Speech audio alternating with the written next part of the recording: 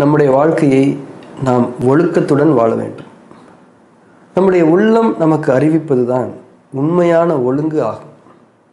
ஒரு தவறான செயலை செய்ய நான் நினைக்கும் போதே உள்ளத்திலிருந்து ஒரு செய்தி வெளிப்படும், ஒரு உணர்வு வெளிப்படும். அது தவறு, வேண்டாம் என்று அந்த உணர்வு அதை அறிவிக்கும்.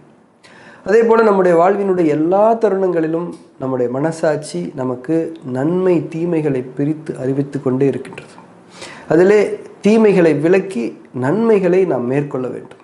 இதுவே ஆன்மீக ஒழுங்குகளை கடைபிடித்து வாழ்வதனுடைய அடிப்படையான படியாகும்.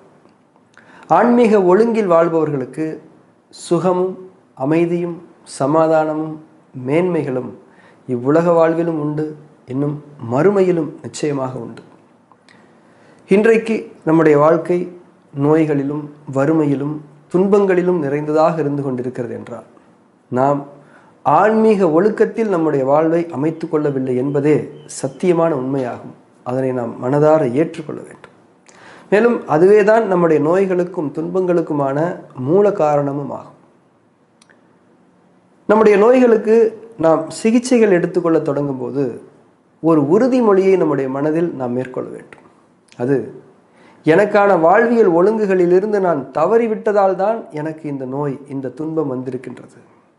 இந்த கணம் முதலாக நான் என்னுடைய வாழ்வை ஒழுக்கத்துடனும் பொறுப்புடனும் அமைத்துக் கொள்வேன் என்பதுதான் அந்த உறுதிமொழி. இந்த ஒரு உறுதியான மனநிலையில் நாம் இருக்கும்போது நாம் மேற்கொள்ளக்கூடிய சிகிச்சைகள் அனைத்துமே நமக்கு நல்ல முறையில் வேலை செய்யும். மேலும் நோய்களும் வறுமையும் துன்பங்களும் தீண்டாத ஒரு சுகமான வாழ்க்கைக்கான ஞானங்களும் வழிகாட்டல்களும் உறுதுணைகளும் இறைவன் புறத்திலிருந்து நமக்கு அருளப்படும்.